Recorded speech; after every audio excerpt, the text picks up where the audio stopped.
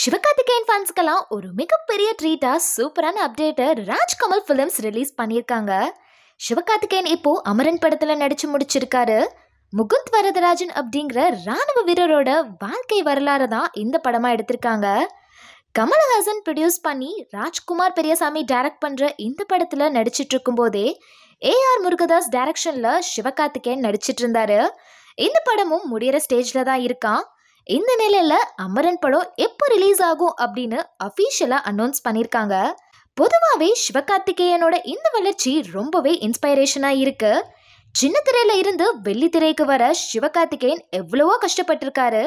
ஆனா இப்போ டாப் 10 ஹீரோஸ்ல ஒருத்தரா இருக்காரு அப்படின்னா அவரோட ஹார்ட் ஒர்க்கும் டெடிகேஷனும் தான் காரணம். சிவகார்த்திகேயன் படம் அப்படின்னாவே கண்டிப்பா மினிமம் கேரண்டியா இருக்கும் அப்படின்னு நிறைய ப்ரொடியூசர்ஸ் இப்போ சிவகார்த்திகேயனோட கால் ஷீட்காக வெயிட் பண்ணிட்டு இருக்காங்க. இதெல்லாம் தாண்டி அடுத்த விஜய் சிவகார்த்திகேயன் தான் அப்படின்னு எல்லாரும் சொல்ல ஆரம்பிச்சிட்டாங்க. அதுக்கு முக்கியமான காரணம், பொதுவா தளபதி விஜய குழந்தைங்களுக்கு ரொம்பவே பிடிக்கும். அந்த இடத்த இப்போ சிவகார்த்திகேயன் பிடிச்சிருக்காரு அப்படிங்கிறதுல டவுட்டே கிடையாது. விஜயும் சினிமாவை விட்டு போறதுனால மேபி அடுத்த விஜய் இவர் தான் அப்படின்னு எல்லாரும் சொல்லிட்டு வராங்க. சிவகார்த்திகேயன் கடைசியா நடிச்ச அயலான் மாவீரன் ரெண்டுமே ஹிட் கொடுத்துச்சு. அதுலயும் அயலான் படத்துக்கு போட்டியா வந்த கேப்டன் மில்லர் படத்தை விட ரொம்பவே நல்லா ஓடுச்சு அயலான் படம். அந்த வரிசையில கண்டிப்பா அமரன் இருக்கும் அப்படிங்கிறதுல டவுட்டே இல்லை. காரணம் என்ன அப்படின்னா, அமரன் படத்தோட டைரக்டர் ராஜ்குமார் பெரியசாமி ரங்கூன் படத்திலேயே அவர் எவ்வளோ பெரிய நல்ல டைரக்டர் அப்படிங்கிறத ப்ரூஃப் பண்ணியிருக்காரு.